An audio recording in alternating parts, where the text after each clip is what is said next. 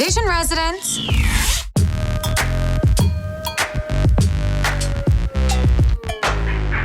Hey everyone, I'm senior video producer Jeff McCobb, and news just recently broke that WandaVision is coming our way to Disney Plus this year in 2020, which is big in itself because we've been in something of a Marvel dry spell. You miss me?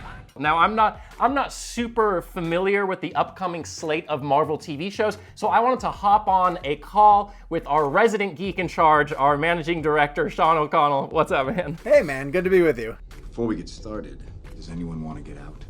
So this is super exciting. I know you have been waiting so impatiently for some Marvel news to come out. Can you tell me why this announcement is significant? It's important because as a Marvel fan, and I think most Marvel fans feel this way also, we want to see where the stories are going to go in Phase 4 and Phase 5. And there's a lot of ways that the television shows that are coming to Disney Plus are going to impact the movies that we're going to see in the MCU. And it's funny because like the next MCU movie is Black Widow, which is a prequel. While we're excited for that movie, we're looking beyond it to movies like The Eternals and Shang-Chi to kind of see where the MCU is going to go. But there's a lot of developments happening on the Marvel television side with the original shows going to Disney Plus that are going to have direct impacts on the films that are coming to the MCU.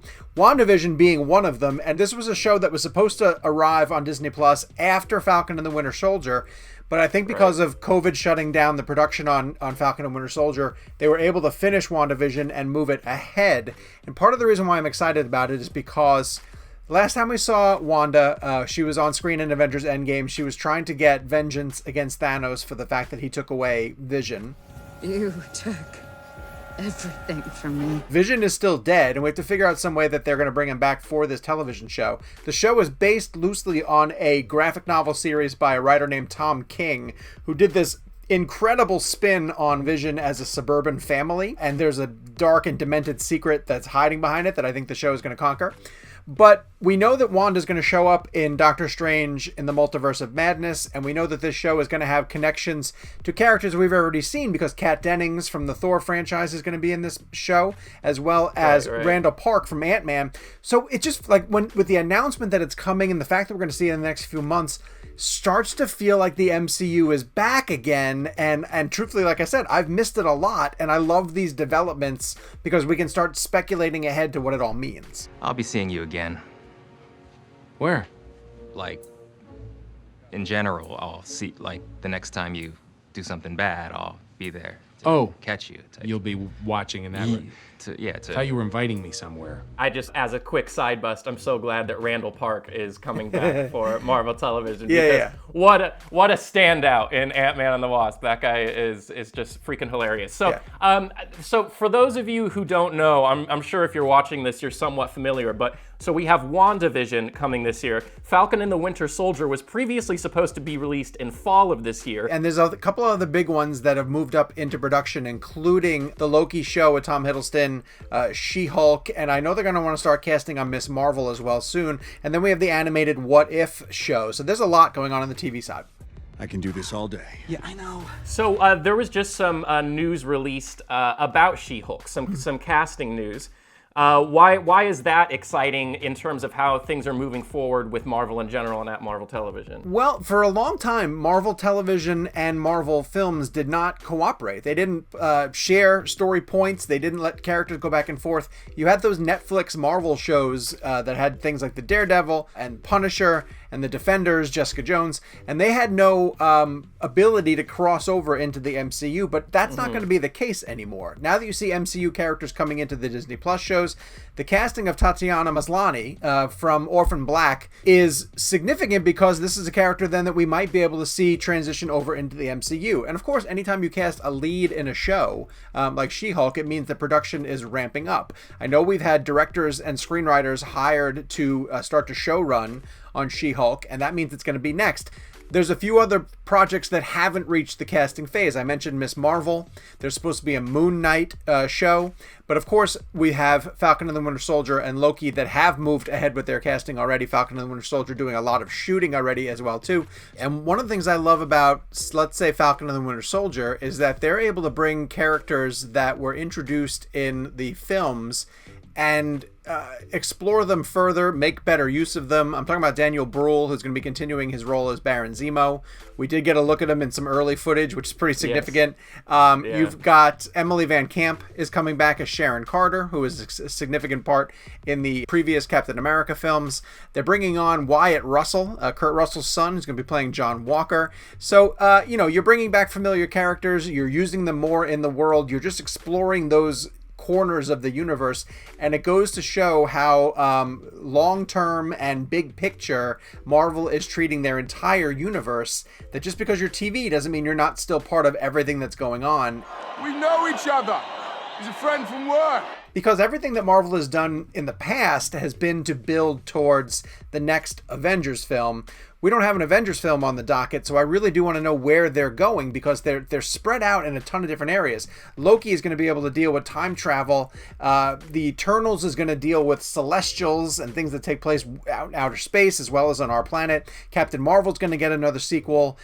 There's so many different places that they're going now, and to me, it's crazy exciting. And a lot of the reasons that they're able to do this, right? You mentioned the Netflix shows, the dark Marvel universe. Those shows got really brutal for a while. But I think what's special about this is that Disney owns Marvel, right? And so the fact that they're coming to Disney Plus, it's like they're keeping it all internal, right? They have this utmost creative control over the cinematic universe in itself and the way that these shows tie into it. Which I think they had to have done the entire time, because at the same time, too, you would have the things going on Netflix, which had no real connection to things going on in the Marvel Cinematic Universe.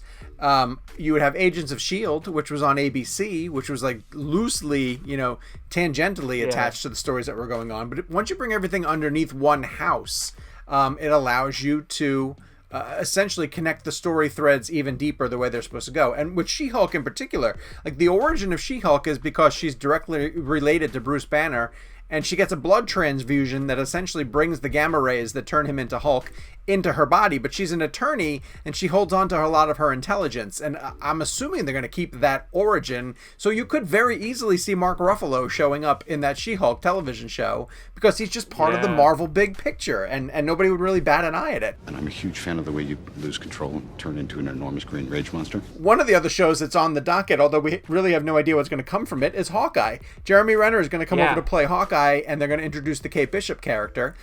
These are places where, like, Hawkeye would probably never get his own movie, but you can give him a 6-episode run on Disney Plus, and it would make sense to bring the character back in that way. The city's flying. We're fighting an army of robots. And I have a bow and arrow. None of this makes sense. Exactly, that makes sense. I'm excited for the Hawkeye show because I love that character, and I always felt like they never did him justice in the movies. So, agreed. Agreed. And that's a lot of the reason that they're, this is such a good idea. But the interesting part about the fact that WandaVision is coming this year is because it leaped over Falcon and the Winter Soldier, and you had mentioned earlier that you thought that series in particular was going to set up some major things in the connectivity of the Marvel Cinematic Universe and Marvel Television. So what does it mean that we're going to get WandaVision first? Is that making you think that that's going to have even deeper ties to the MCU, and they're really going to have to adjust the way that this timeline works just from that one decision? Yeah, only because let's talk about Marvel as an overall project needs to keep on some sort of a timeline because of the way that they have somewhat interconnected their stories. And I know that they want to get away from everything building towards Infinity War and Endgame. They need to have a little bit more flexibility. But Kevin Feige has specifically come out to say that WandaVision, the television show, is going to have direct implications on Doctor Strange in the Multiverse of Madness. Now, that was back when... All right, let's play the shell game of release dates. Black Widow was supposed to come out in May. The Eternals was supposed to come out in November. So Doctor Strange at the time was going to be coming out in May of 2021. He was going to lead off the summer. So you're going to have WandaVision come out and lead right into that Doctor Strange movie. So far, everything in the MCU has kind of shifted backwards. And Doctor Strange, I'm not even 100% sure what his new release date is. I think it's May 2022 because of the way that they've pushed everything back. Forget everything you think you know. So you have WandaVision leaping forward and Doctor Strange moving back. But Scarlet Witch, Elizabeth Olsen, is still due to show up in the Doctor Strange movie. But again, just because we're not at the stage where any of these things have been shot, Marvel can step back and be like, okay, well, now we're not going to do that. Now we're going to move her and put her someplace else because the TV side can still roll, but the movies are in a limbo right now until we're able to release. I think they have to be fluid. I think they have to decide where things are going to land. And right now it's supposed to go Black Widow, Eternals, Shang-Chi, Spider-Man.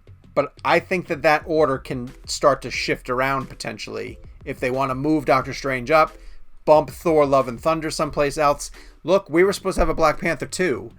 I'm not sure what's going to happen with that. I don't know if they know what's going to happen with that. So I think there's going to be some changes on the Marvel Cinematic slate, and I think the TV shows can help bridge those a little bit. So seeing WandaVision move up is a little bit intriguing because it makes me wonder what that means they're going to do behind it as we head into 2021. Don't do anything I would do, and definitely don't do anything I wouldn't do.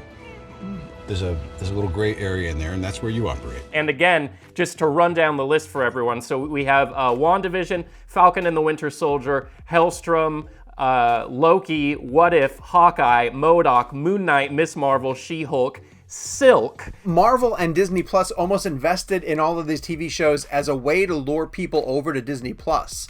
The longer that they've been on this pause, like Mandalorian came around and lured over a ton of subscribers. Putting Hamilton on Disney Plus lured over a ton of subscribers. They wanted these Marvel shows to be something that lured people over, and for now we haven't been able to see them. So again, it's really exciting that they're starting to drop because we're starving for content. We're starving for content. Right. And other streaming services like HBO Max with Lovecraft Country or Amazon with some of their new shows, they're starting to pull away, and it's time for Disney Plus to catch back up with some original programming. Of those shows that I just named off, which others do you think, or which other one do you think is going to have the most significant impact on the Marvel Cinematic Universe, the Marvel world as a whole? Outside of those two, I think it's going to be Loki. Because Loki, if you remember, the version of Loki that we're going to see in that show, this is going to get confusing. He's he's the one from the first Avengers movie who we saw in Endgame pick up the Tesseract and disappear. And so the show was going to pick up with him from that point. So that version of Loki has not gone through his redemptive arc of Thor: The Dark World and Thor: Ragnarok, where he's essentially come around and become more the brother of Thor. He's still this mischievous villain who has now been given the chance to time travel using the Tesseract. So he has the ability to go through and really mess things up in a big way. I'm gonna burn this place to the ground. There's an organization in the Marvel Comics that essentially police the use of time travel and for people who are abusing it. And I think that show is going to introduce that police force because Loki's going to be going through the timelines and just messing things up left and right.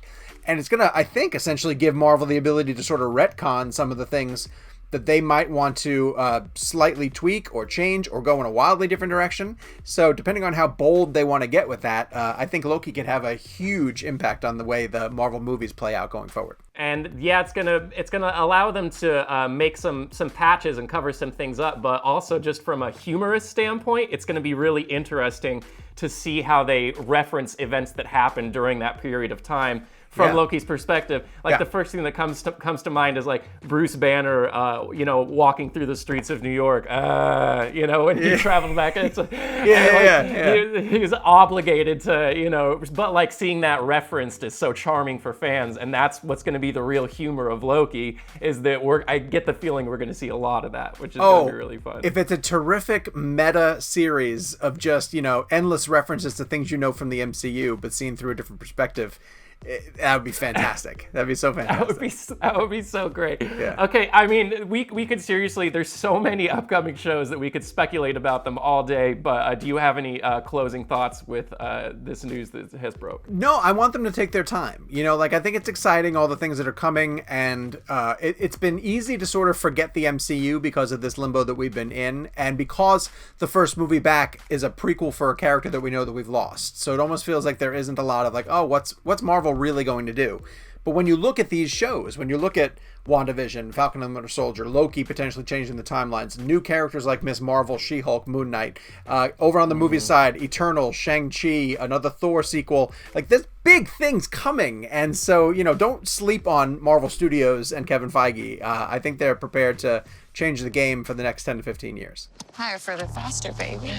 Well, dude, thanks for all the info, because that clears a lot up. I have so many questions about all these shows coming out, but do you guys have any questions? Let us know in the comments below. Let us know which of these Marvel Disney Plus TV shows you're looking forward to seeing the most. While you're down there, hit subscribe, turn on your notifications. Thank you for watching, and we will see you next time.